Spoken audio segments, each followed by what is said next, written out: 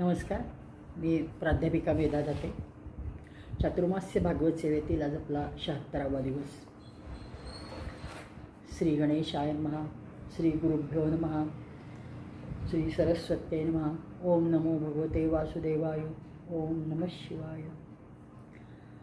परम सद्गुरूंचा सर्वसंग परित्याग हा अभंग घेतो आपण. सोडी येले बंधू आप्त इष्टगण, तुझशी शरण स्वामी राया. स्वामी विण सखा न मानी कोणांसी, चंद्र सूर्य साक्षी ठेवी येले. स्वामी माझा देव स्वामी प्राणसखा, वेळोवेळे हाका मारितसे. स्वामी दास म्हणे धाव लवलाही, चित्त तुझे पायी गुंतलेसे. गोपाल कृष्ण भगवान की जय. श्रीमच्छंकर देशिकेंद्र भगवान ज्ञानेश योगेश्वर, सन्मार्गी जनलावण्या क्षितितला, आले तुको बापर. साई दास गणू समर्थ गुरुया, संतव्रजा भीतरी. ठाके हो प्रभु हो प्रसन्न मजत्या, सर्वांसवे श्रीहरी. गोपाल कृष्ण भगवान की जय. काल आपण वेदांनी केलेली स्तुती ही वर्णन केली, व्यासांनी ती पाहिली. एक असाही भागवतकरांचा विषय येतो त्याच्या संदर्भात की व्यासजी हे तत्वनिष्ठ वेदांवर शुष्क वेदांवर चर्चा केलेली. आणि कालचा जो परीक्षितांनी प्रश्न विचारला आहे की जे भगवान कसे आहेत तर निस्संग आहेत, निर्गुण आहेत, निराकार आहेत, आणि मग त्यांना म्हणजे वेदांमध्ये त्यांच्याबद्दल काय बोलले किंवा वेद तर सगळे शुष्कच आहेत ना, त्याच्यात असा त्यांचा भाव विचारण्याचा होता. त्यावर व्यासांनी सांगितले की हे जे भागवत कथा ते आत्ता गात आहेत हे सगळं वेदांचं सार आहे, हे त्यांना सांगायचं आहे. सगुण आहेत म्हणून वेदांनी जी स्तुती केली आहे ती तू भगवंता किती मोठा आहेस, तू काय आहेस, हे श्रुती म्हणत आहेत की आम्ही शेवटी थकतो आणि आम्ही काही नाही नाही म्हणतो. आणि हे आहे असं म्हणजे इति इति आणि नेती नेती हे जे वेदांबद्दल बोललेलं आहे ब्रह्मा आहे तेच हे सांगतायत. ते श्रुती म्हणतात ब्रह्माबद्दल, ते सांगितलेलं आहे. आणि अतिशय सुरेख कालचा भाग पाहिल्यावर आता आपण दशमस्कंदाच्या उत्तरार्धात, म्हणजे उत्तरार्ध तर संपला आहे, त्याचाही शेवटच्या भागात म्हणजे दशमस्कंद आज संपेल अशा ह्याच्यावर आलेलो आहोत. तर त्याच्यात परीक्षित शुकदेवजी सांगतात, एकदा सरस्वतीच्या तटावर एक मोठा यज्ञ चालू होता, सरस्वती नदीच्या किनारी. त्याच्यात मोठमोठे ऋषी एकत्र आले होते यज्ञ प्रारंभ करताना सुरुवातीला. ह्या लोकांमध्ये, त्या सगळ्या ऋषींमध्ये एकमत होत नव्हतं की त्रिदेव जे आहेत ब्रह्मा विष्णू महेश, या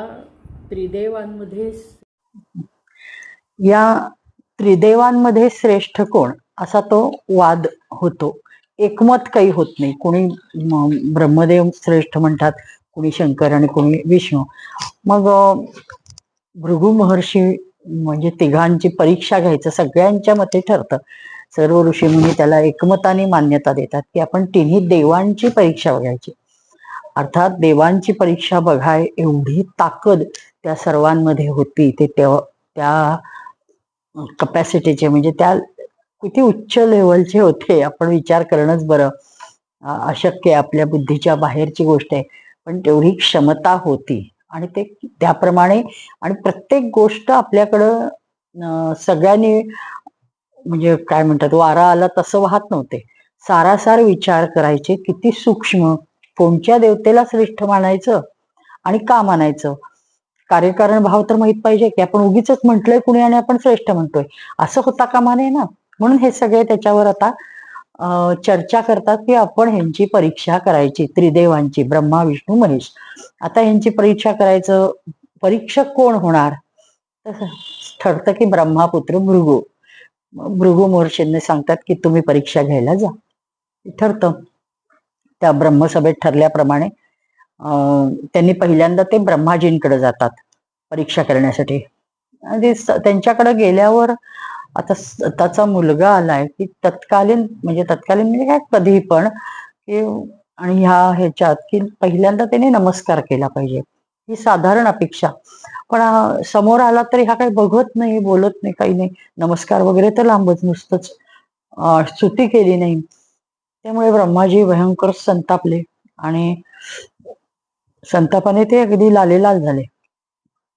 परंतु समर्थ ब्रह्माजींनी पाहिले की माझा पुत्र भृगूच आहे, तेव्हा शेवटी आपला पुत्रच आहे, नाही केली एखाद वेळेस, नाही पडला पाया, नाही केली स्तुती, तर आपण वाईट कशाला वाटून घ्यायचं, असं शेवटी ते विचार करतात. आणि मग थोडा क्रोध त्यांचा शांत होतं आपल्या नंतर, विचारानंतर. पहिल्यांदा पण ते संतापलेले असतात, पण त्यांच्या विवेकाने तो दाबलेला ते लक्षात येतं.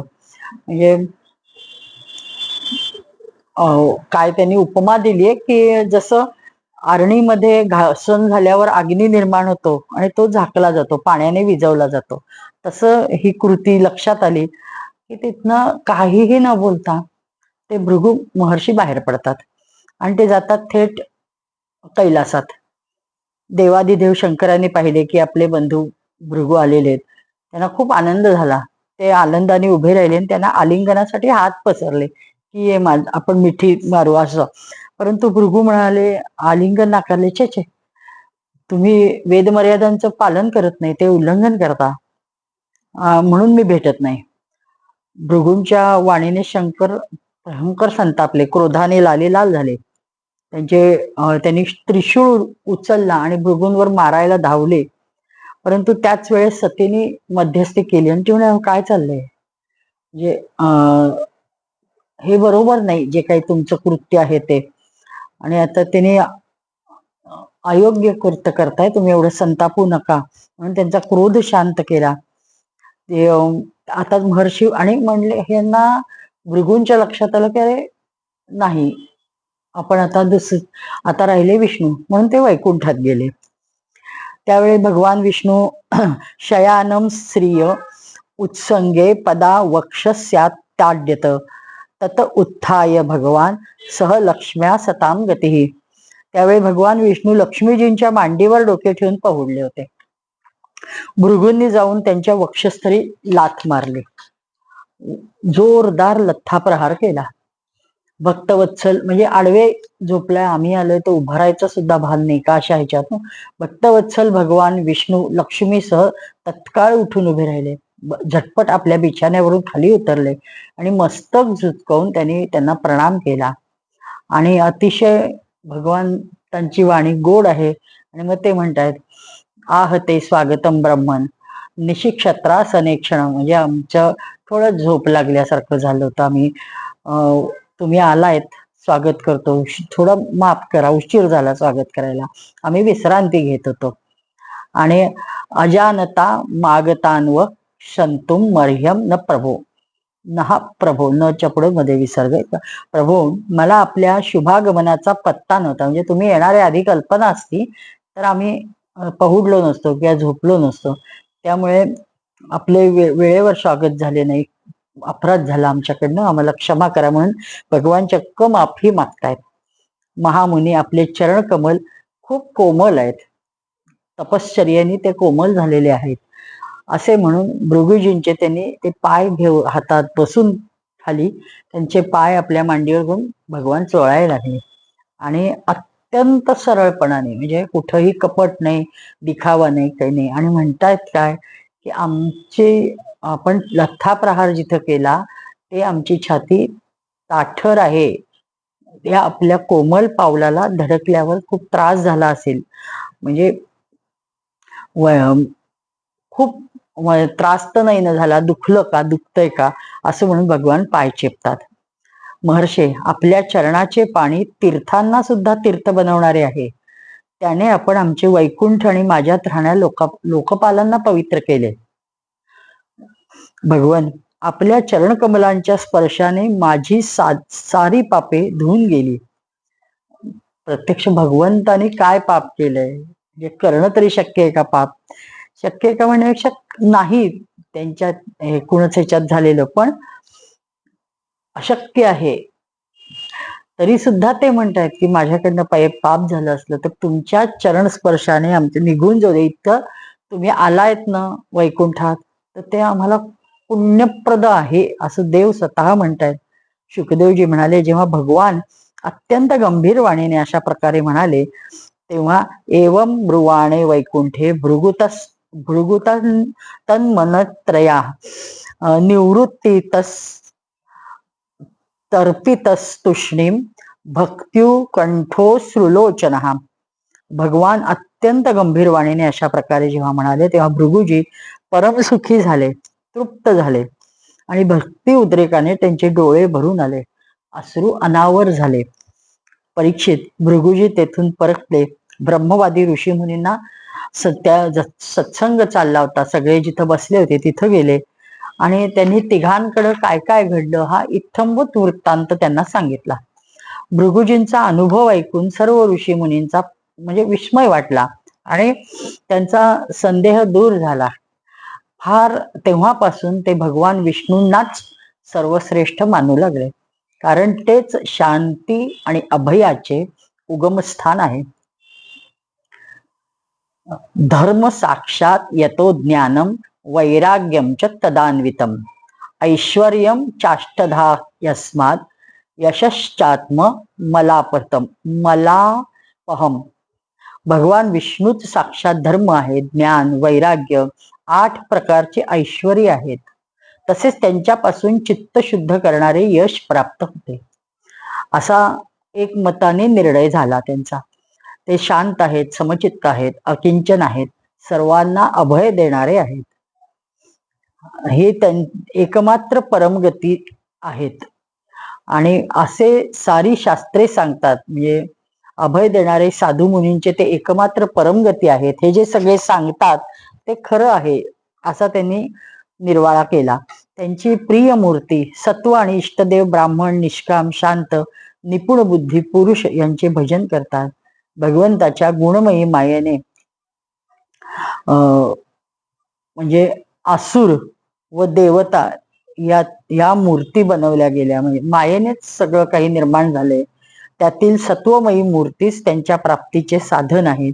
ते स्वतःच प्रत्यक्ष पुरुषार्थ स्वरूप आहेत. शुकदेवजी म्हणतात, परीक्षित, सरस्वती तटावरील ऋषींनी आपल्यासाठी नाही, माणसांचा संशय मिटण्यासाठी ही क्रिया केली. म्हणजे जे आपल्याला 3 देवांमध्ये कोण श्रेष्ठ, आपल्याला लगेच सगळ्याचीच हे असतात उच्चापात्या. आपण काहीच करायचं नाही. आपल्याला नुसतं त्यांच्यात कोण श्रेष्ठ ही आपली चर्चा करायची लायकी तरी आहे का? पण आपण असं करू ह्या कल्पनेनी ऋषी मुनींनी हा विषय हाताळलाय आणि आपलं शंका निवारण केलंय आणि सामान्य माणसाप्रमाणे वागून असं त्यांनी दाखवलंय. आणि भगवंताच्या चरणकमलांची सेवा करून त्यांनी त्यांचे परमपद प्राप्त केले. सुतजी म्हणतात, शौनकादी ऋषींनो, भगवान पुरुषोत्तमाची ही कमनीय कीर्ती कथा जन्म मृत्यूरूप संसाराचे भय मिटवणारी आहे. ही व्यासनंदन भगवान सुखदेवांच्या मुखारविंदातून निघणारी ही अमृतमय गोड सुधाधारा आहे. या संसाराच्या लांब रस्त्यावर जो भाग्यवान आपल्या कानांच्या द्वारे ह्याचे पान करतो त्याची सारी थकावट म्हणजे मिटून जाते, दूर होते. शुकदेवजी म्हणतात, एकदा द्वारवत्यातु विप्रपत्न्या कुमारकः जातमंत्रो भुवम स्पष्टा ममार किल भारत. आता एके दिवशीची गोष्ट आता द्वारकेची सांगतायत.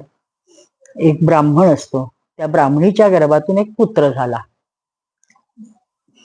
आणि परंतु पृथ्वीचा स्पर्श होताच तो मेला. तो ब्राह्मण आपल्या मृत बालकाचे शरीर घेऊन राजमहालाच्या दारात गेला. तिथे ते ठेवून अत्यंत आतुरतेने, दुःखाने आणि मनापासून तो म्हणायला लागला, ब्रह्मद्विष षठधियो लुब्धस्य विषयात्मनः क्षात्रबंधो कर्मदोषात पंचत्वम मे गतोर्भक. माझं अर्भक जे आहे ते कधीही अपमृत्यू होत नव्हते. म्हणजे रामाच्या राज्याचं जसं वर्णन आहे तसं कोणत्याही चांगल्या राजाच्या राज्यकर्त्यामध्ये हे दोष राजाचा समजायचे. म्हणून तो म्हणतो की अरे काय राजा आहेस तू, काही दोष नाही, ह्यात काही दोष नाही की दुष्ट, ब्राह्मण, द्रोही, धूर्त, कृपण विषयी राजाच्या कर्मदोषामुळे माझं लहान बालक मेलं. असं आजचा कोणी सामान्य नागरिक कुठल्या राजा पुढे म्हणजे कुठल्या नेत्या पुढे जाऊन म्हणणं शक्य आहे का? हे साक्षात भगवंतापुढे जाऊन ओरडायला आले तिथे उग्रसेना समोर जाऊन, म्हणजे भगवंताला समोर ठेवून बोलतायत.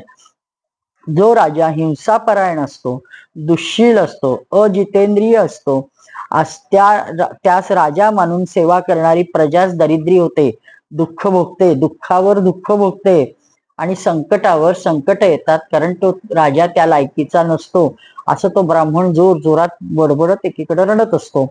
परीक्षित अशा प्रकारे आपल्या दुसऱ्या बालकाच्या वेळी तिसऱ्या प्रत्येक बालक मेलं की ते प्रेत घेऊन यायचा, राजवाड्याच्या दारात ठेवायचा आणि हीच गोष्ट पुन्हा पुन्हा बोलायचा की राजा तू पापी आहेस, तुझ्यामुळं आज आमच्यावर ही आलेली आहे.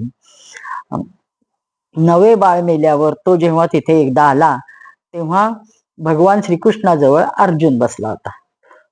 त्यांनी बोलणे ऐकून म्हटले, आता हा अर्जुन भगवंतावर सगळं झालेलं आहे, भगवंतामुळं तो मोठा झालाय, भगवंताला हे त्यांना मान्य आहे, सगळं आहे.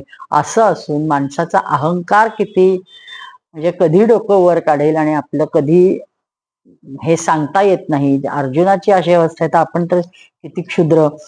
ब्रह्मन आपल्या निवासी द्वारकेत कोणी धनुर्धारी क्षत्रिय आहे की नाही, हा अर्जुन त्याला बोलायला गेला. आणि असे वाटते की हे यदुवंशी ब्राह्मणच आहेत आणि प्रजापालनाचा परित्याग करून ते यज्ञाला बसलेत. म्हणजे हा अगोचरपणाचा अर्जुन बोलतोय, म्हणजे ते क्षत्रिय नाहीच आहेत असं त्यांनी सांगितलं.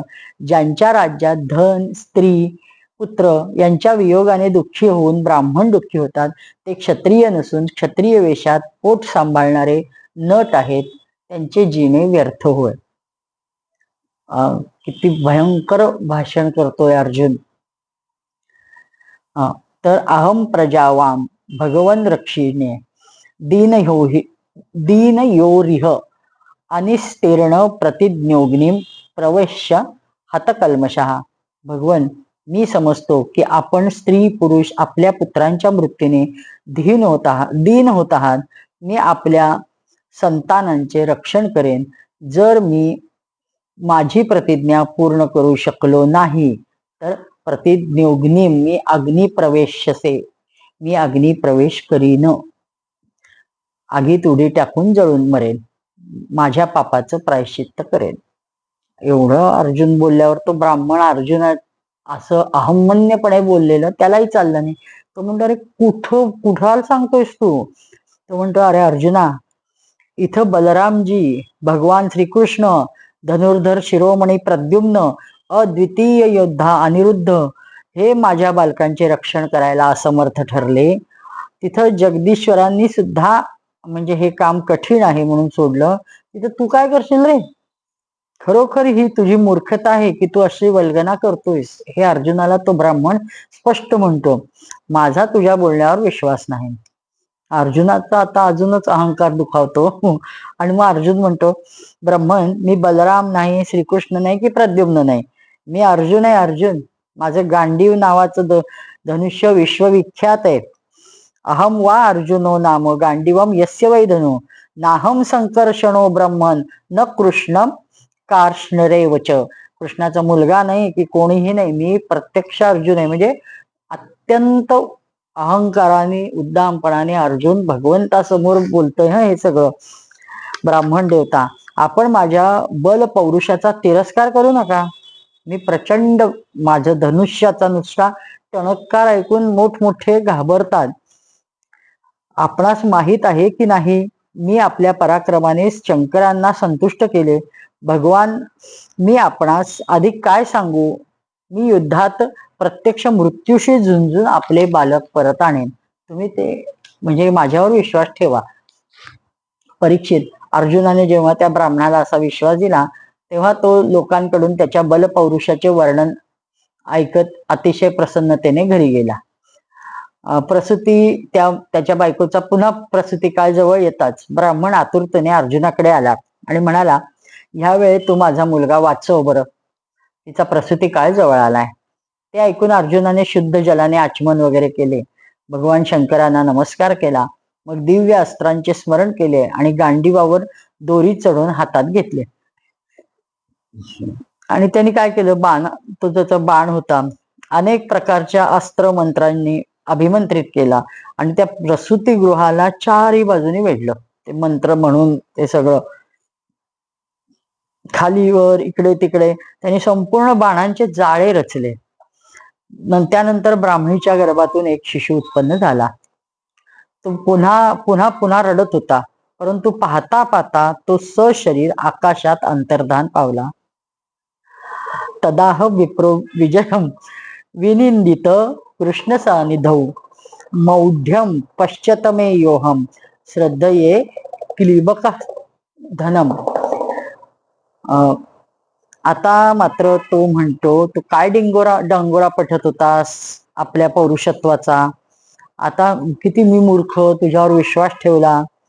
आता म्हणजे तो खूप बोलायला लागतो, श्री कृष्णासमोरच अर्जुनाची निंदा खूप करायला लागतो. आणि तो म्हणतो, भले ज्यास प्रद्युम्न अनिरुद्ध बलराम इतकेच काय भगवान कृष्ण रक्षण करू शकले नाही, इथे इतरांची काय गोष्ट, हे मला माहित असून मी मूर्ख किंवा मी वेडा या अर्जुनाच्या बोलण्यावर मी विश्वास ठेवला. म्हणून तो अर्जुनाचा, मिथ्यावादी अर्जुनाचा धिक्कार असो. आपल्या तोंडाने स्वतःचा डंका वाजवणाऱ्या अर्जुनाचा धनुष्याचा म्हणजे गांडीव धनुष्याचाही धिक्कार करतो. त्याची दुर्बुद्धी तर पहा. हा मूर्खतेने ते मूल परत आणायचे म्हणतोय, जे प्रारब्धाने वेगळे केलेले. जेव्हा तो ब्राह्मण असे अद्वा तद्वा बोलत होता, तेव्हा अर्जुन योग बलाने तत्काळ संयमनपुरी म्हणजे यमाची जी नगरी आहे तिथे गेला, यमराजाच्या निवासस्थानी. तिथे त्यास ब्राह्मणाचे मूल काही भेटले नाही. मग क्रमशः इंद्र, अग्नी, सोम, वायू, वरुण सगळ्यांच्या नगरांमध्ये गेलं. अतलादी नीच लोकात गेला, वितल स्वर्गापेक्षा उंच महर लोकात गेला, पण कुठंच त्याला हे काही भेटलं नाही. मग तो हात हलवतच परत येणार ना, कुठेही त्याला ते ब्राह्मणाचे बालक ते मिळाले नाही. त्याची प्रतिज्ञा पूर्ण झाली नाही. आता त्याने अग्नीत प्रवेशाचा विचार केला. भगवान श्रीकृष्णाने मात्र मग त्यावेळेस त्याला अडवलं, थांब अर्जुना, बंधू अर्जुन, तू आपण स्वतःचा तिरस्कार करू नको. मी तुला ब्राह्मणांची बालक आत्ता दाखवतो, सर्व बालक ना, एक नाही, सर्व बालक दाखवतो, चल. इति संभाष्य भवनार्जुनेने सहेश्वरे दिव्य स्वरथमा व्याय प्रतींची दिशमाविशत. सर्व शक्तिमान भगवान श्रीकृष्णाने अशा प्रकारे समजवल्यावर अर्जुनास रथावर बसवले आणि म्हणजे पश्चिमेच्या दिशेला प्रयाण केलं. त्यांनी 7 पर्वतांचे 7 द्वीप, 7 समुद्र, सप्तलोक सगळं पार करत करत ते गेले. घोर अंधकारात त्यांनी मग प्रवेश केला. परीक्षित, तो अंधकार इतका घोर होता की त्यामुळे काहीही तिथं दिसत नव्हतं. योगेश्वरांचे पण, योगेश्वर भगवान श्रीकृष्णांच्या घोड्याची अवस्था म्हणजे आश्चर्यचकित झाली. त्यांची चालण्याची गती मंदावली. इकडे मग सुदर्शन चक्र सोडले, त्याच्या प्रकाशात ते धावू लागले. आणि जसं जसं म्हणजे पुढं गेले तसं ते एके ठिकाणी पोचले. सुदर्शन चक्राने दाखवलेल्या मार्गाने जात जात रथ अंधकाराच्या अंतिम टप्प्यावर पोचला. त्या अंधकाराच्या पलीकडे व्यापक परमज्योती प्रकाश होते. ते पाहून अर्जुनास अंधारी आली. त्याची इतकी दिव्य ज्योती होती की अर्जुनाने पटकन डोळे मिटले आणि त्याच्या डोळ्यासमोर अंधारीच आली. त्यानंतर भगवंताच्या रथाने दिव्य जलराशीत प्रवेश केला. खूप मोठे वादळ होत असल्यासारखे त्या पाण्यात खूप लाटा तरंगत होत्या. त्या खूप मोठ्या भासत होत्या. तिथे एक सुंदर महाल होता. त्यात मण्यांचे मोठमोठे खांब, सहस्त्र खांब चमकत होते. त्याची शोभा म्हणजे विलक्षण होते आणि त्यांचे जे मणी लावलेले होते ते सौफेर प्रकाश टाकत होते. त्या महालात भगवान शेषजी विराजमान होते. त्यांचे अत्यंत भयानक आणि अद्भुत म्हणजे रूप होते. हजारो मस्तके होती. प्रत्येक फण्यावर सुंदर मणी झगमगत होता. प्रत्येक मस्तकाला 2 डोळे होते. ते भयंकर म्हणजे फार भयंकर दिसत होतं. आणि ते संपूर्ण शरीर कैलासाप्रमाणे पांढरे होते. जीभ आणि गळ्या निळ्या रंगाचा होता. परीक्षित, अर्जुनाने पाहिलं की शेष भगवंताच्या सुखमयी शय्येवर सर्व व्यापक महान प्रभावशाली परमपुरुषोत्तम भगवान विराजमान होते. त्यांच्या शरीराची कांती वर्षाकालीन मेघाप्रमाणे श्यामल होती. अत्यंत सुंदर पीतवर्ण वस्त्र त्यांनी धारण केलं होतं. मुखावर प्रसन्नता होती. मोठमोठे डोळे फार सुंदर वाटत होते. मग बहुमूल्य मण्यांनी जडावलेला मुकुट कुंडलाच्या कांतीने हजारो कुरळ्या बटा ह्या चमकत होत्या. 8 भुजा त्यांच्या फार सुरेख दिसत होत्या. ते गळ्यात कौस्तुभमणी होता. वक्षस्थली श्रीवत्स चिन्ह होते. गुडघ्यापर्यंत वनमाला होती. अर्जुनाने पाहिले की हे नंद सुनंदादी पार्षद म्हणजे सुदर्शन आदी मूर्तिमान होऊन त्यांची आयुध तिथं दिसत आहेत. श्री, कीर्ती, अजा ह्या 4ही शक्ती तिथं संपूर्ण त्रय म्हणजे रिद्धी सिद्धीसह उपस्थित आहेत. ब्रह्मादी लोकपालांचे अधीश्वर भगवंताची सेवा करतायत. परीक्षित, भगवान श्रीकृष्णाने आपलेच स्वरूप भगवान अनंतास प्रणाम केला. म्हणजे पुन्हा इथं प्रश्न येतो की विष्णूचा पुन्हा भगवान हे अंशावतार आहेत.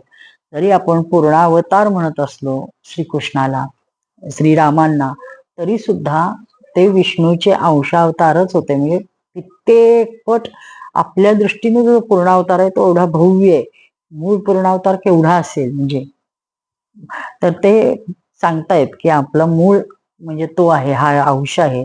भगवान स्वतः श्रीकृष्णाने भगवंतांना जो शेषाच्या ह्याच्यावर शय्येवर पहुडलेले आहे त्यांना वंदन केले. आपले स्वरूप भगवान अनंतास प्रणाम केला. अर्जुन त्यांच्या दर्शनाने काहीसे भयभीत झाले. श्रीकृष्णा पाठोपाठ त्यांनी पटकन हात जोडून नमस्कार केला. आता ब्रह्मादी लोकपालांचे स्वामी भूमापुरुषाने हसत हसत मधुर स्वरात गंभीरवाणाने म्हणजे भगवान बोलायला लागले. श्रीकृष्ण, अर्जुन, मी तुम्हा दोघांना पाहण्यासाठीच त्या ब्राह्मणाची मुलं माझ्याजवळ आणली.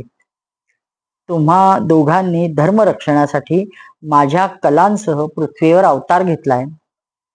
पृथ्वीच्या भाररूप दैत्य संहार करून शीघ्रातिशीघ्र तुम्ही माझ्याकडे परत या. आता म्हणजे भगवंताच्या निघण्याची निजगमनाची तयारी झाली आहे सुरू. इथं आपल्याला ह्याच्यात जाणवते. आता देव परत जायचा असा निर्देश देतात भगवान विष्णू. आता बास माझ्याकडे या आता तुम्ही. तुम्ही दोघे ऋषीश्वर नर नारायण आहात. जरी तुम्ही पूर्णकाम सर्वश्रेष्ठ आहात तरी जगताची स्थिती व लोकसंग्रहासाठी धर्माचरण करा. ज्यावेळी भगवान भूमापुरुषाने श्रीकृष्ण व अर्जुनास असा आदेश दिला तेव्हा त्या दोघांनी तो अतीव आनंदाने स्वीकारला, नमस्कार केला आणि ब्राह्मणाच्या बालकांना घेऊन ज्याप्रमाणे आले तसेच परत द्वारकेत गेले. ब्राह्मण बालके आपापल्या आयुनुसार मोठी झाली होती. त्यांची रूप आणि आकृती तशीच होती जशी त्यांच्या जन्माच्या म्हणजे रूप मोठी झाली नव्हती, जन्माच्या वेळी होती. भगवान श्रीकृष्ण व अर्जुनाने त्यांना त्यांच्या वडिलांकडे सोपवले. भगवान विष्णूच्या निशाम्य वैष्णवम धाम पार्थ परमविस्मिता यत् किंचित पौरुषम पुंसा मेने कृष्णानुकंपितम. आता भगवंतांचं ते सगळं बघितलंय, एवढं ऐश्वर कुठं घेऊन गेले होते, किती कुठल्या अंधकार मार्गातून प्रकाशाच्या प्रदेशात नेलं होतं, हे सगळं अर्जुन विस्मित झालाय. त्याचं वर्णन करून सगळ्यांना सांगतोय. त्या परमधामाचं अर्जुनाच्या आश्चर्याला सीमा राहिली नाही. त्यांनी असा अनुभव घेतला की जीवाच्या ठिकाणी जे काही बल पौरुष असते ते फक्त भगवंताची कृपा असते. आपण नगण्य आहोत. ह्या ज्या आपण बढाया मारल्या होत्या ते काहीच नाही. आपण कसं एवढं स्वतःला मोठं समजून होतो, काय ते तेज आणि केवढं लोक तो इतका अद्भुत होता. परीक्षित, भगवंतांनी आणखीही अशी अनेक ऐश्वर्य व वीरतापूर्ण लीला केल्या. लोकदृष्टीने साधारण माणसाप्रमाणे सांसारिक भोग घेतला. मोठमोठ्या महाराजांसमोर मोठमोठाले यज्ञ केले. भगवान श्रीकृष्णाने आदर्श महापुरुषांसारखे आचरण करत ब्राह्मणादी समस्त प्रजावर्गाचे सारे मनोरथ पूर्ण केले व जसे इंद्र प्रजेसाठी वेळेवर पाऊस पाडतो तसे ते मनोरथ पूर्ण केले. ज्यांनी पुष्कळशा अधर्मी राजांना स्वतः मारले, अनेकांना अर्जुनाद्वारे मारवले, अशा प्रकारे धर्मराज युधिष्ठिर आदी धार्मिक राजांनी त्यांच्याद्वारे त्यांनी अनासायास पृथ्वीवरचा भार हलका केला. शुकदेवजी म्हणतात, परीक्षित, द्वारिका नगरीची छटा अलौकिक होती. तिच्या सडकांवर सदैव मदोन्मत्त हत्ती झुलत असायचे. सुसज्ज योद्धे असायचे. घोडे, सुवर्णमय रथांची गर्दी असे, रेलचेल असे. जिकडे पहावे तिकडे हिरवेगार उद्याने, उपवने होती. पानोपानी वृक्ष हे फुलांनी फळांनी लगडलेले असायचे. त्यावर भुंगे गुंजारव करत असतात. ती नगरी सर्व प्रकारच्या संपत्तीची म्हणजे भरपूर होती, भरलेली होती. जगताचे श्रेष्ठ वीर यदुवंशी त्याचे सेवन करण्यात मग्न होते, सौभाग्य मानत होते. तेथील स्त्रिया सुंदर वेशभूषणे सदैव सजलेल्या असत. त्यांच्या अंगावर तरुणाईच्या छटा छिडकत असत. ते जेव्हा आपल्या नगरीतील महालात चेंडू खेळत तेव्हा असे वाटे की जणू वीज चमके. लक्ष्मीपती भगवंताची ही नगरी द्वारका होती. त्यात जे निवास करत भगवान श्रीकृष्ण 16,000पेक्षा जास्त पत्न्यांचे पती होते. त्या पत्न्यांचे वेगवेगळे परम ऐश्वर्याने संपन्न महाल होते. त्यांच्या जेवढ्या पत्न्या होत्या तेवढ्याच रूपात ते स्वतः विराजमान होते. त्यामुळे त्या सगळ्या पत्न्या आपल्या संसारात तृप्त होत्या. कुणाचीही भगवंताबद्दल थोडीही म्हणजे आक्षेप नव्हता, काही त्यांच्यावर टीका नव्हती, काही येत नाही, जात नाही, घरात नाही, लक्ष देत नाही, असलं काही नाही. छान व्यवस्थित भगवंतानी संसार केला. सर्व पत्न्या त्यांच्यावर आनंदित आणि तृप्त होत्या. त्यांच्याबद्दल एकदाही काही अवाक्चर काढू शकत नव्हत्या. सर्व पत्न्यांच्या महालात सुंदर सुंदर सरोवरे होती. स्वच्छ निर्मळ पाण्यात निळे, पिवळे, पांढरे, लाल आदी कमळांच्या परागांनी फुललेले म्हणजे ते सगळं तळ फुललेलं असायचं. त्यात झुंडीच्या झुंडी हंस, सारस आदी सुंदर पक्षी विहरत. नदीच्या पाण्यात प्रवेश जलक्रीडा करत, म्हणजे कधी कधी ते जलाशयाच्या ऐवजी नदीच्याही पाण्यात भगवान श्रीकृष्णांबरोबर प्रवेश करून त्या सगळ्या स्त्रिया आपल्या पती समवेत घरातल्या सरोवरात स्नान करत होत्या. म्हणजे आपल्या स्वतःचं स्विमिंग टँक असल्यासारखे देवाने निर्माण केले होते प्रत्येकीच्या महालात. त्यावेळी गंधर्व त्यांच्या यशाचे गान करत, मागध म्हणजे बंदीजन आनंदाने मृदुंग, ढोल, नगारे वाजवत, भगवत पत्न्या कधी कधी हसत हसत पिचकाऱ्यांनी भगवंतांना भिजवत, तेही त्यांच्याशी तसाच व्यवहार करत. असे सर्व हे व्यवहार यक्षिणी म्हणजे कुबेराच्या पत्नी त्यांना सुद्धा हे बघून हेवा वाटे. भगवान श्रीकृष्णाची वनमाला राण्यांच्या वक्षस्थळी लागलेल्या केशराच्या रंगाने रंगली जात असे. ज्यावेळेस ते एकमेकांशी हे असे खेळ खेळत त्यावेळेस भगवान श्रीकृष्ण आणि त्याच्या पत्न्या क्रीडा करून झाल्यावर आपापली वस्त्रभूषणे उतरवून त्या नट नर्तकींना देत, म्हणजे ह्याच्यावर आनंद लुटला म्हणून त्यांना देऊन टाकत, आभूषणांसहित देत. ज्यांचे जीवन फक्त नाचण्या गाण्यावर आहे त्या नर्तकींना ते देत. परीक्षित, भगवान अशा प्रकारे त्यांच्यासह विहार करत होते. त्यांची चाल ढाल, हावभाव, बातचीत, कटाक्ष, हास्य, स्मित, हास्यविलास, आलिंगन ह्या सगळ्याद्वारे त्या राण्यांचे चित्त भगवान आकर्षित करायचा. राण्यांचे जीवन सर्वस्व भगवान होते. ते त्यांचे हृदयेश्वर होते. श्रीकृष्णाच्या उपस्थितीत त्यांच्या विरहाचा अनुभव करत, पण ते हसताना प्रेमोन्मादामध्येच त्या विहार करत असत. राण्या म्हणाल्या म्हणजे ते प्रत्येक ह्या त्यांचे संवाद कुररी, चकवी, समुद्र म्हणजे जे चंद्रदेव म्हणजे प्रत्येक निसर्गाच्या एक एक भावाशी त्यांनी त्यांच्याशी हे केलंय. तुलना करून त्या म्हणाल्यात की तू माझी बरोबरी करतेस का. रात्रीच्या वेळी चकवीला म्हणते की रात्रीच्या वेळी आपले डोळे का बंद केलेस, तुझे पतिदेव कुठे दिसत नाहीत, विदेशी गेलेत का. की तू अशी करुण स्वराने फिकारतेस. तो भुंगा काहीतरी रातकिडा असतो ना त्याच्या संदर्भात. मग तू तर फार दुःखी आहेस, परंतु असो ना नसो, तुझ्या हृदयातही आमच्या प्राण्याप्रमाणे भगवत दासी होण्याचा भाव जागला का? का तू आता अशा त्यांच्या चरणी वाहिलेली फुलांची माळ आपल्या वेणीत घालू इच्छितेस? हे समुद्रा, तू निरंतर गरजत असतोस, तुला झोप येत नाही का रे? असे वाटते की तू सारखा आपला तगादा लावलायस. तुला त्याचा रोग नाही का होणार अखंड ओरडण्याने? परंतु नाही नाही, आम्हाला समजले की आमच्या प्रिय श्यामसुंदराने तुझे धैर्य, गांभीर्य आदी स्वाभाविक गुण हिसकावून घेतलेत, म्हणून तू असा रागावलायस का? म्हणजे प्रत्येकाला असं ह्या स्त्रिया बोलतायत.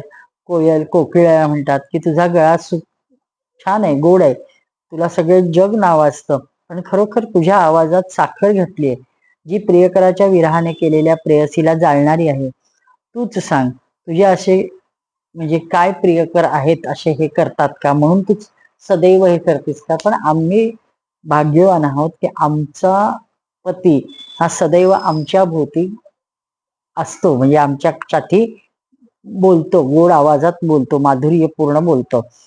प्रिय पर्वत, समुद्रपत्न्या, नद्या, हंस अशा सगळ्यांना उद्देशून त्याने हे सगळं बोललेलं आहे. परीक्षित, श्रीकृष्ण पत्न्या योग योगेश्वर भगवान श्रीकृष्णाच्या प्रती आपला प्रेमभाव, अनन्य भाव अशा वेगवेगळ्या मार्गाने प्रकट करत होत्या. भगवान श्रीकृष्णाच्या ह्या कथा अनेक प्रकारे अनेक गीतातून गायल्या गेल्या आहेत. त्या इतक्या मधुर आणि मनोहर आहेत की ते सर्व फक्त स्त्रियांचे मन त्याकडे खेचले जाते. ज्या स्त्रिया त्यांना आपल्या नेत्रांनी पाहत त्यांच्या संबंधी काय म्हणावे, त्यांच्या पत्न्यांबद्दल सांगितलंय. त्या परमभाग्यवान स्त्रियांनी जगद्गुरु भगवान श्रीकृष्णाला आपला पती मानलं होतं. परमप्रेमाने त्यांचे चरण धुतले होते, चेपले होते, त्यांना खाऊ पिऊ घातलं होतं. भगवत सेवा हर तऱ्हेने केलेली होती. परीक्षित, भगवान श्रीकृष्ण सत्पुरुषांचे एकमात्र आश्रय आहेत. त्यांनी वेदोक्त धर्माचे पुन्हा पुन्हा आचरण करून लोकांना दाखवले की घरच धर्म, अर्थ, काम यांचे साधन आहे. म्हणजे कुठं इतस्ततः धावायचं नाही, म्हणूनच ते गृहस्थोचित श्रेष्ठ धर्माचा आश्रय घेऊन व्यवहार करत होते. त्यांच्या स्त्रियांमध्ये रुक्मिणी आदी 8 पट्टराण्या, त्यांच्या पुत्रांचे मी पूर्वीच तुला वर्णन सांगितले आहे. भगवंताच्या परमपराक्रमी पुत्रात 18 जण महारथी होते, ज्यांचे यश साऱ्या जगतात पसरले आहे. प्रद्युम्न, अनिरुद्ध, दीप्तमान, भानु, सांब, मधु, बृहद्भानु, चित्रभानु, वृक, अरुण, पुष्कर, श्रुतदेव, सुनंदन, वेदबाहू, चित्रबाहू, विरूप, कवी, न्यग्रोध अशी ती आहेत. भगवान कृष्णाच्या या पुत्रात सर्वात मोठा रुक्मिणी नंदन प्रद्युम्न होता. तो सर्व गुणात सर्व आपल्या पित्याप्रमाणेच होता, सरस होता. महारथी प्रद्युम्नाने रुक्मीच्या कन्येशी म्हणजे मामाच्या मुलीशी लग्न करून तिच्या गर्भातून अनिरुद्धचा जन्म झाला. रुक्मिणीच्या बहिणीचा नातू अनिरुद्धजींनी आपल्या नानाजींच्या नातीशी विवाह केला आणि तिच्या गर्भातून वज्राचा जन्म झाला. ब्राह्मणांच्या शापामुळे तयार झालेल्या मुसळापासून झालेल्या यदुवंशाच्या नाशातून ते फक्त एकटे वाचले. वज्राचा मुलगा प्रतिबाहू, त्याचा सुबाहू. या वंशात असा कोणी पुरुष झाला नाही किंवा पुष्कळ संतानवाला नाही की जो निर्धन झाला, अल्पशक्ती झाला, अल्पायू झाला. ते सर्वच्या सर्व ब्राह्मण भक्त होते.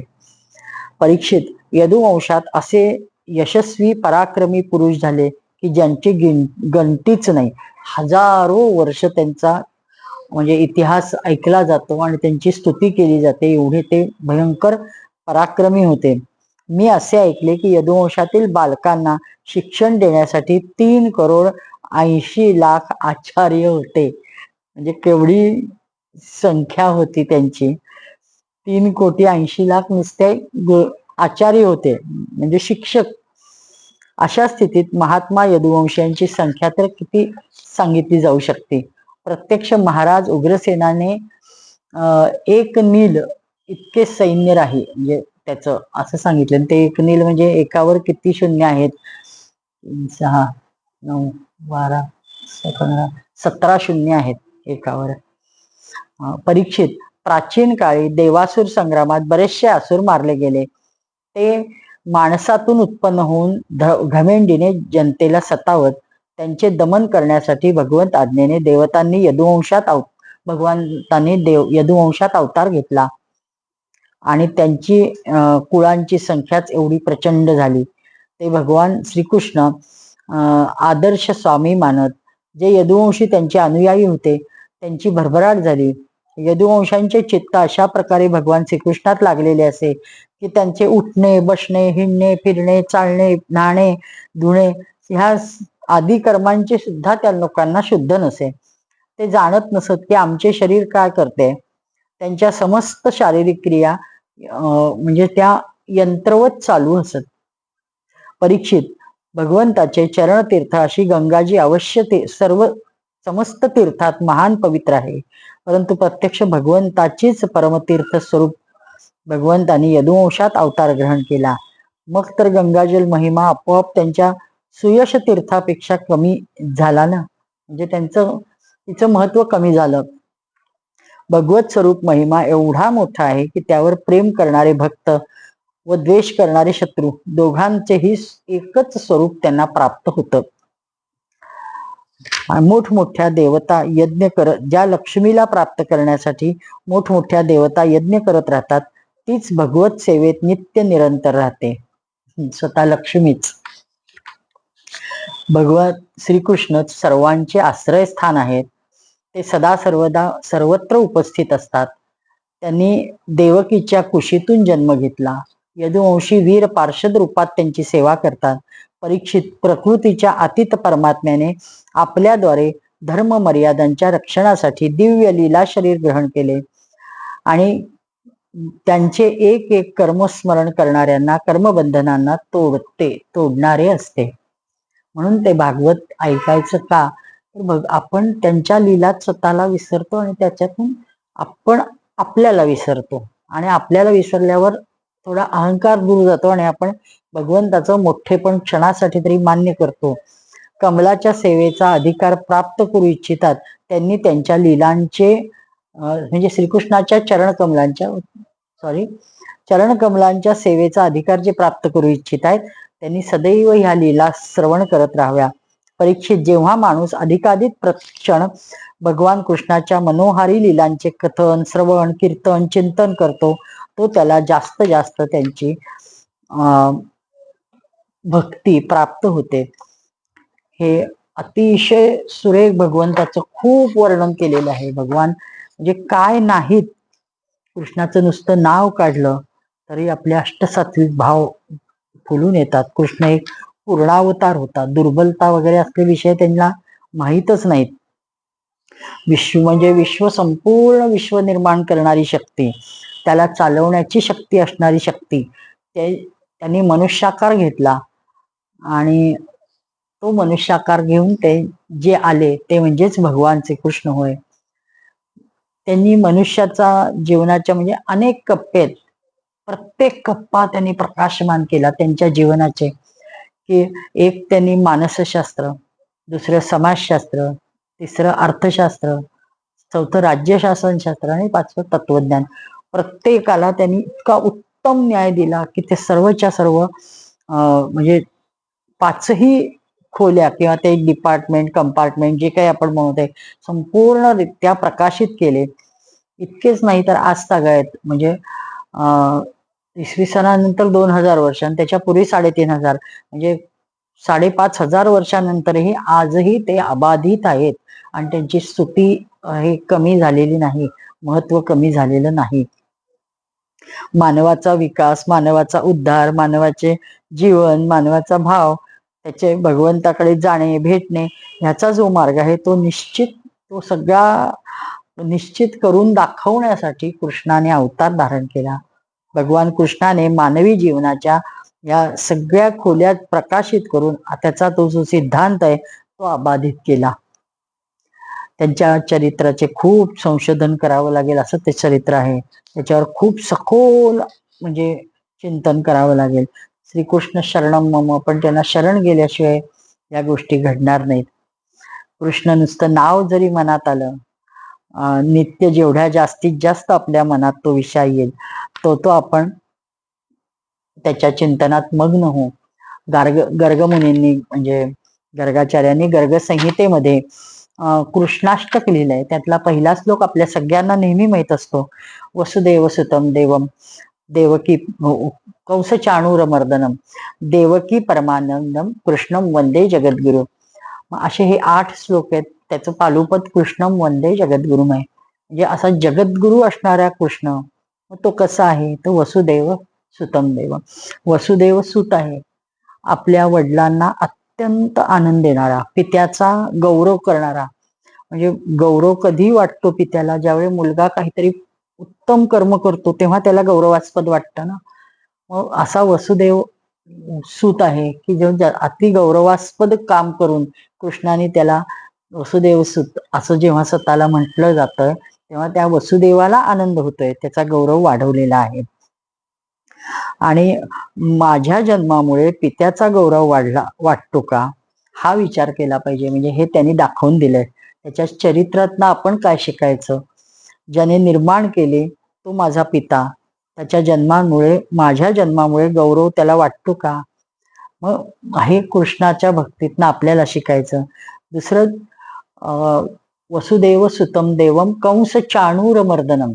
मग दुसरा त्यांनी जर कंसाचा आणि चाणूराचं मर्दन म्हणजे मारलं, त्यांचा जन्माचा हेतूच तो होता ना, कंसाला मारणं.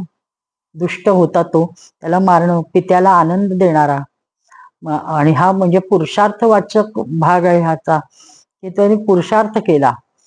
आणि नुसतं वसुदेव सुतम, वसुदेवाला बाबा काय म्हणताय बरं आहेत ना, ते पाय दाबायचं, खायला द्यायचं, हे करायचं, ह्याच्यापेक्षा काहीतरी पुरुषार्थ करणं अपेक्षित असतं 4 भिंतीच्या बाहेर जाऊन.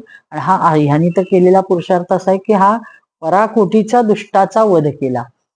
कंस आणि चाणूर म्हणजे त्या कंसाला सिक्युरिटी देण्यास, संरक्षण देण्यासाठी आलेला हा चाणूर त्यांनीच नेमलेला. त्या दोघांचाही वध केला, मर्दन केलं आणि पित्याला अत्यंत आनंद दिला.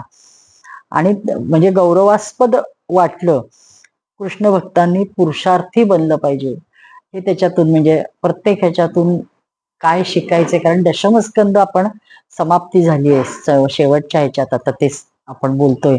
देवकी परमानंदम, आपल्या आईला नुसत्या गर्भ वाढवल्याचं किंवा त्याचा भार सोसल्याचा त्रास होऊ नये, तर आपण योग्य मुलाला जन्म दिला आणि कृतार्थ झालोय असं मुलाकडनं काहीतरी कर्म घडायला पाहिजे. आणि ते घडलं म्हणून हे असं उत्तम कर्म भगवान करतात. आणि आईचे सुद्धा म्हणजे काय ते ऋण फेडतात. इतकं त्यांच्याबद्दल प्रत्येक वरवर बघण्यात अर्थ नाही. प्रत्येक गोष्ट माणसाला आचरण कशी करता येईल हे बघितलं पाहिजे.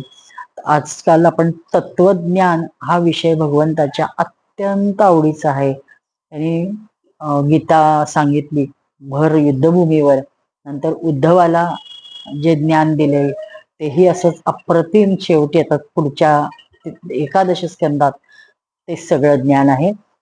तर तेही अर्जुनाला जे गीतेत सांगितलं तेच ज्ञान शांतपणे उद्धवाला भगवान देतात.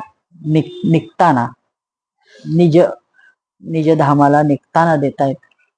आणि ह्या सगळ्यात महत्वाचं काय की हे जर तत्वज्ञान सांगणारा माणूस, आपण आजच्या काळात काय समजत असतो की तत्वज्ञानी म्हणतो की म्हणजे तो अगदी शुष्क आहे, त्याला काहीही म्हणजे कुठलाच विधी निषेध नाही, काही हसत नाही, बोलत नाही, काही नाही, समोर काय येईल ते खातो पितो आणि बसतो, असं काही जे काही आपले समज आहेत ते भगवंतानी खोडून काढले. म्हणजे अगदी चिरफाड केली आहे.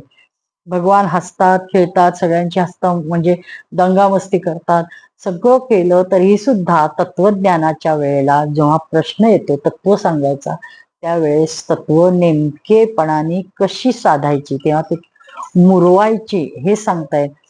आणि त्याच्यात तत्वज्ञानाचे म्हणजे जो आपला गैरसमज आहे तो प्रत्येकाने काढायला पाहिजे की भगवान उत्तम तत्वज्ञानी होते, पण म्हणजे ते उच्चासनावर बसलेले शुष्क अगदी मख्ख चेहऱ्याचे असे नव्हते. भगवान अत्यंत प्रेमळ होते.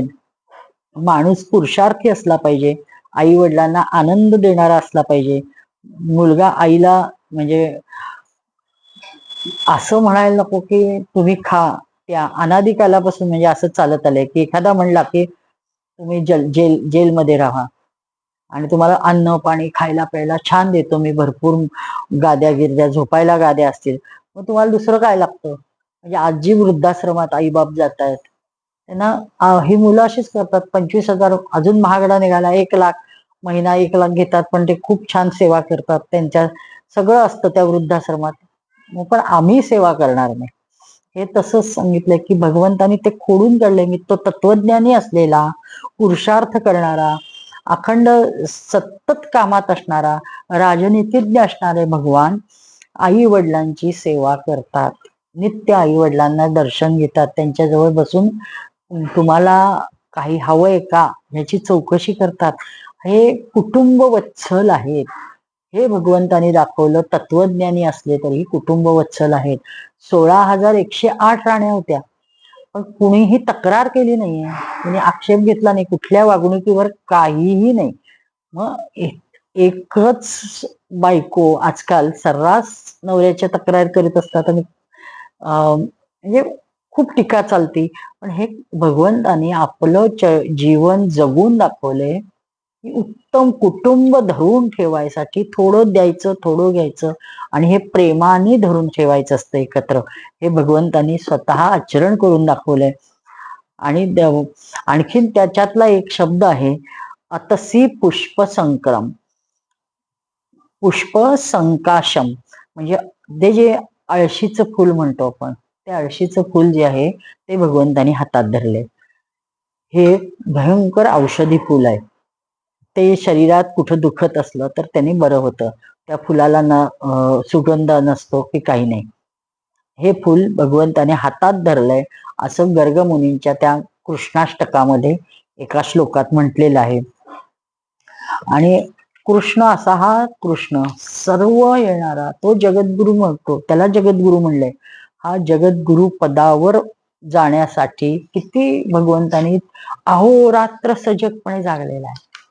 त्याच्या तत्वज्ञानाला तोड नाही. आणि आज दुर्दैवाने म्हणजे जे काही पाश्चिमात्य फिलॉसॉफीचे जे महान स्वतःला समजणारे लोक आहेत, हिस्ट्री ऑफ फिलॉसॉफी लिहिलेले ते फ्रिंग थ्रीली, ते म्हणतात की भारतामध्ये फक्त देवदेव चालतं. त्यांचं देवतार्चन आणि देहदंड ह्याच्याशिवाय त्यांना काहीच येत नाही. आणि उपासन तपासन देवदेव, त्यांना तत्वज्ञान हा विषय कशाशी खातात हे भारतातल्या लोकांना माहीत नाही. असं तत्वज्ञानच भारतात नाही, म्हणजे केवढा मोठा त्यांनी आपल्यावर आरोप केला आहे. म्हणजे गीतेचं नुसतं गीता, अरे उपनिषद, ब्रह्मसूत्र हे सगळं खूप लांब राहिलं, वेद वगैरे. त्यांनी फक्त नुसती गीता जरी हातात धरली, कृष्णाचंच फक्त तत्वज्ञान धरलं, म्हणजे गीता वाहिली, तर केवढं अलौकिक तत्वज्ञान आहे त्याच्यात. काय नाही असं नाही. म्हणजे ही लोक कशी झाली, ते हत्तीच्या गोष्टीसारखं फक्त हातात जे येईल तो हत्ती खराट्यासारखा म्हणतो, हत्ती खांबासारखा, तसं यांनी फक्त त्यांनी देवतार्चन पाहिलं हिंदू लोकांचं. ते म्हणले की ह्या लोकांना काही येत नाही, ते फक्त देवतार्चन आणि उपास तापास करण्यात देहाला त्रास करून घेतात. म्हणजे भगवंतानी हेही महत्वाचं सांगितलेलं आहे की तुम्ही देहाला त्रास करून घेऊ नका. हे जे आळशीचं फुल हातात घेतलंय, म्हणजे आपल्याला हे एका प्रकारे सांगितलंय ना, शरीर माध्यम खलु धर्म साधनम. शरीर हे धर्मसाधन आहे. आपल्याला शरीराकडं दुर्लक्ष करून चालणार नाही. ते छान म्हणजे आपलं तंदुरुस्त असणं गरजेचं आहे. सगळ्या गोष्टी भगवंतानी स्वतः करून दाखवलेल्या आहेत. आणि हे सगळं करताना आपण म्हणजे कुठेही भगवान वाहवत गेलेले नाहीत. त्या वेळी त्या गोष्टी सांगून ते माणसाच्या मनावर बिंबवलंय. आणि ह्या त्यांच्या प्रत्येक कृतीतून आपल्याला हे शिकायचंय की भगवान काय त्यांना म्हणायचंय. रत्न कंकण केयुरम, त्यांनी जे रत्नमाला धारण केली आहे ती कंकण म्हणजे दगड. ते म्हणतात रत्न म्हणजे काय, तर दगड. भगवान सांगतो दगडालाही शोभा आहे. दगडाची शोभा समजायला हिंमत लागते. आणि दगडात शोभा आहे ही अगदी साधी गोष्ट आहे, खरी आहे. पण आपल्याला म्हणजे दगडाची शोभा मान्य आहे का? नाही. आपल्याजवळ हिरे नवरत्न वगैरे आपण घेतो, पण त्यांची शोभा आपल्याला त्याची किंमत नसते. दुकानदार किंमत सांगतो म्हणून किंमत असते. आपण त्याचं मूल्य ठरवू शकतो का? आणि मग हे भगवंता स्वतः जाणकार होते. दगडाला एक दिव्यता असते, ती पाहण्याची दृष्टी मिळाली पाहिजे म्हणून रत्न सांभाळायचे असतात असं देव सांगतात. की माणसात सचेतनता शोभा पाहिलीच पाहिजे आणि पण अचेतनातही शोभा पाहिली पाहिजे, त्यातलीही आपल्याला सौंदर्य दिसलं पाहिजे. ही दृष्टी देव आपल्याला म्हणजे दाखवतायत. म्हणजे असं सर्व सर्व छटा त्यांच्या आपण विचार करण्यासारख्या आहेत. म्हणून आपण त्याला कृष्णम वंदे जगद्गुरु म्हणायचं. कशातही देव कमी नाहीत.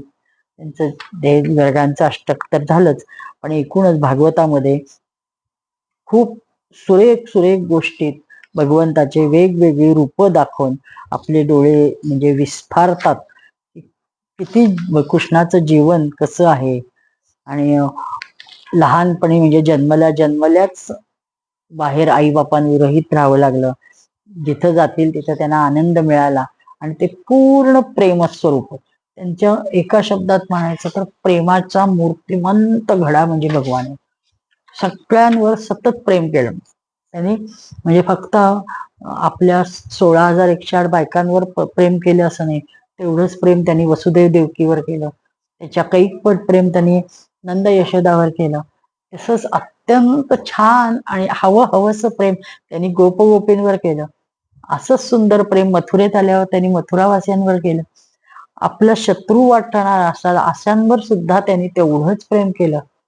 म्हणजे अजिबात किती प्रेमाची वेगवेगळ्या छटा त्याच्या चरित्रात आपल्याला बघायला मिळतात की हे सगळं अजब आहे. भागवतात शुकाचार्यांनी वाङ्मयाची अतिशय सुंदर व्याख्या केली आहे. आणि ते म्हणतायत की स वाग्मी सर्ग जनताघ विप्लवहा, म्हणजे वाङ्मयाची जनतेमध्ये अघ पाप दूर करते ते वाङ्मय. इतकी सुंदर ते म्हणजे पाप दूर करणारी. आणि तीच वाङ्मय सरस्वती असं ते भागवताला म्हणतात. आणि ती सरस्वती का तर भगवंताचं चरित्र ऐकताना वाहत्या पाण्यासारखं आहे. म्हणजे भगवंताच्या चरित्राकडचा तो ओघ सरस्वती नदीचं पाणी जसं जातं तसं हे बौद्धिक सरस्वती असं सांगितलं. म्हणजे वाणी सरस्वती ही धावतीये आणि भगवंताचं चरित्र पुढं पुढं जात आहे. एकेकाळी ब्राह्मण या सरस्वतीचे वाहन बनत होते. त्यांना भेटून भूदेव म्हणत. ते भगवंताचे प्रिय मानले जात. म्हणून सरस्वतीला उचलणाऱ्या लोकांना डोक्यावर घेणारा भगवान कृष्णम वंदे जगद्गुरु असं त्याला आपण म्हणतो.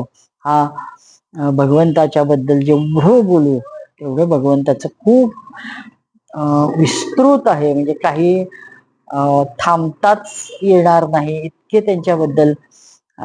यादवानाम शिरोरत्नम, यादवांचा नेता आहे. यादवांचा नेता बनणं कठीण होतं कारण यादव बुद्धिशाली होते. अतिबुद्धिशाली लोकांचा नेता बनणं फार कठीण असतं. अशिक्षित बकऱ्यासारख्या लोकांचा नेता बनणं सोपं असतं. कारण त्यांच्यात माणूस उभा राहिला की त्याला पाहून दुसरा तिसरा उभा राहतो.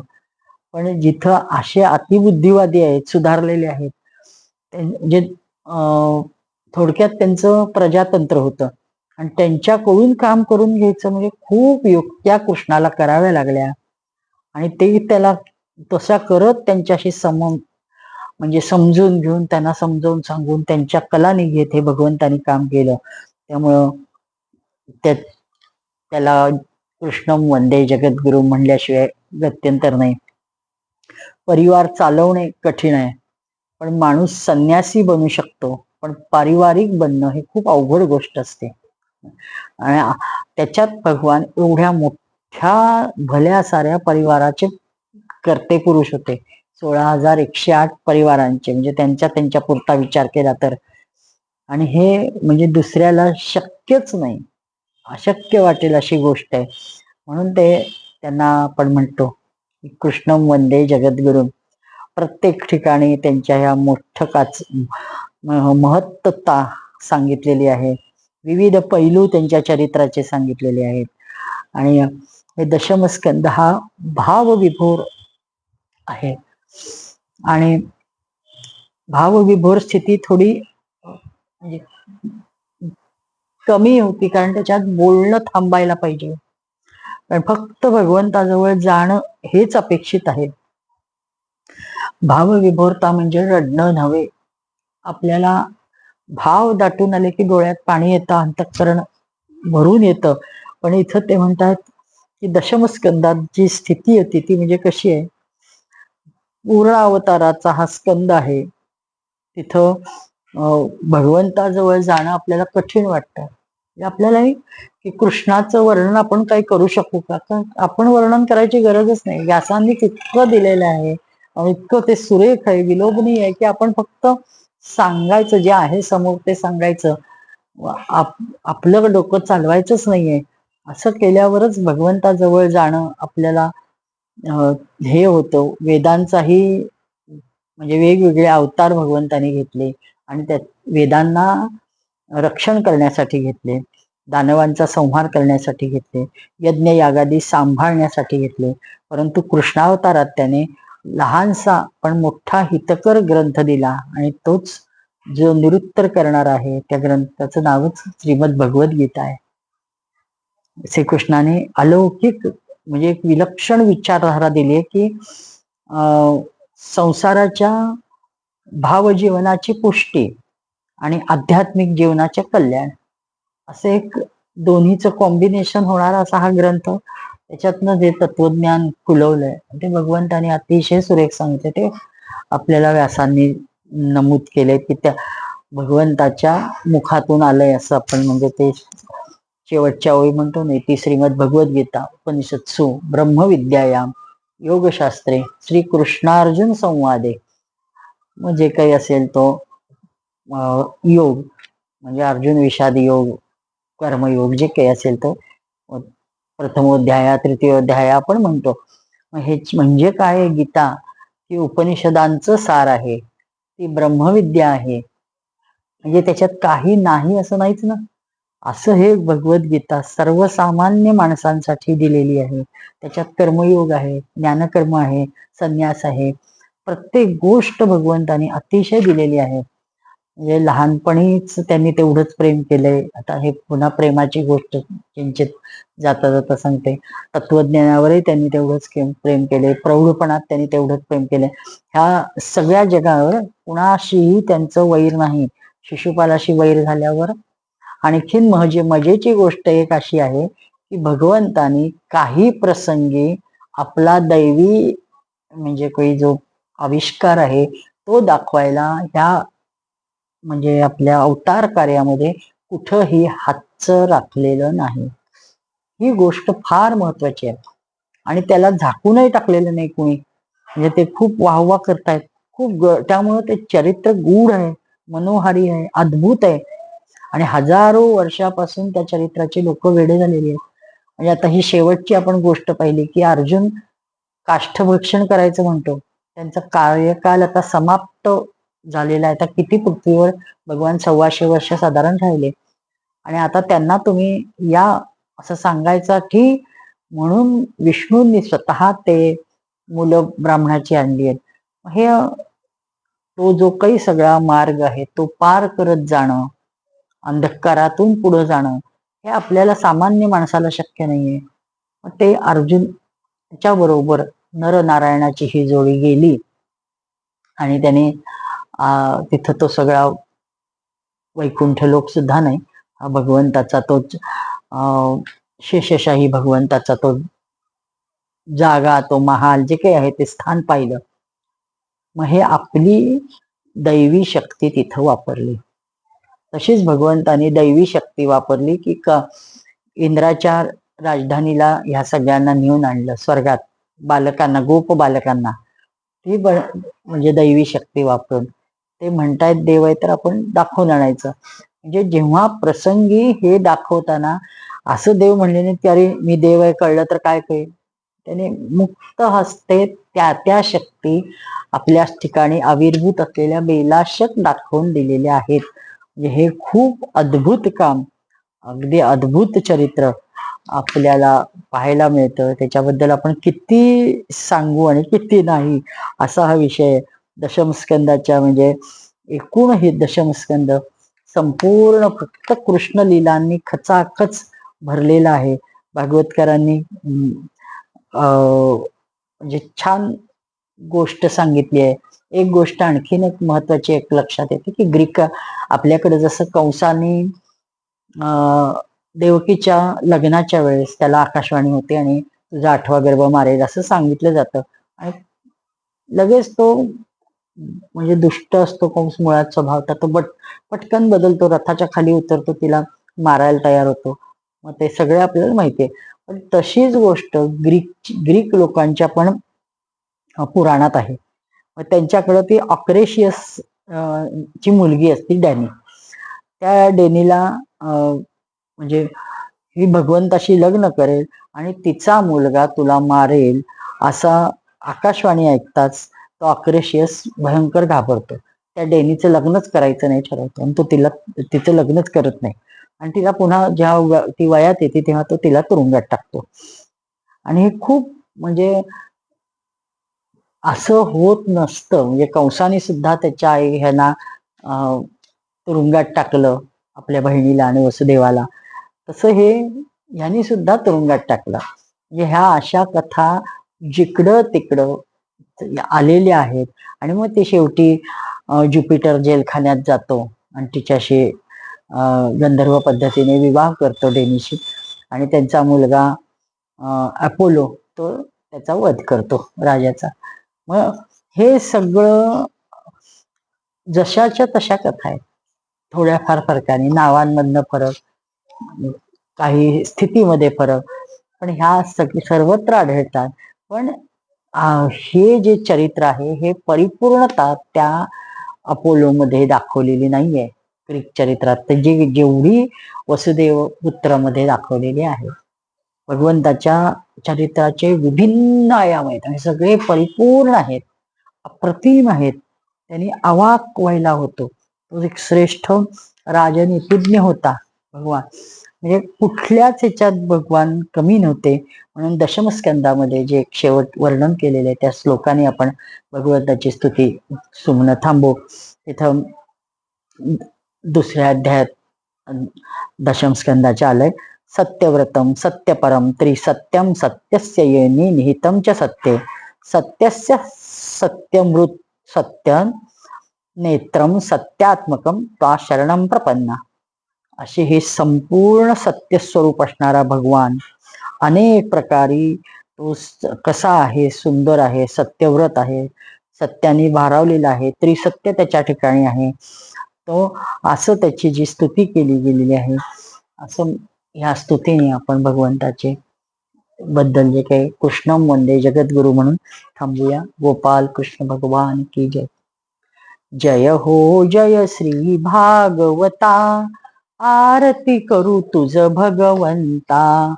श्री शुक मुनीने परम भक्तीने नाना परीने गायले ज्या हरिचरिता. आरती करू तुझ भगवंता. ग्रंथ नव्हे हा श्री कृष्ण गीते वेदी मन पूर्ण. अनन्य होता या शरण खचित टळे जन्म मरण. त्रिताप जाती चिरये शांती नाथ हि वदती रामपदी ठेवू माथा. आरती करू तुझ भगवंता. जय हो जय श्री भागवता आरती करू तुझ भगवंता. करुणानिधे प्रभोनो दोषान् क्षमस्व भगवन्. सुचिरात् प्रसुप्त देशं परिबोधयाशु भगवन्. भुवि भूत सर्वभाषा परिपूरिताभिलाषा. श्वसितीव देव भाषा तां पालयस्व भगवन्. आसीत् कदाचिदेषा वाणी विशुद्ध वेशा. अधुना लवावशेषा तामाश्रयस्व भगवन्. देशे स्वतन्त्रतायाः प्राचीन सभ्यतायाः समयं समर्थतायाः पुनरानयस्व भगवन्. करुणानिधे प्रभो नो दोषान् क्षमस्व भगवन् सुचिरात् प्रसुप्त देशम परिबोधयाशु भगवन् गोपाल कृष्ण भगवान की जय। देव देवेश्वर भगवान परशुराम भगवान की जय। परम सद्गुरु श्री गजानन महाराज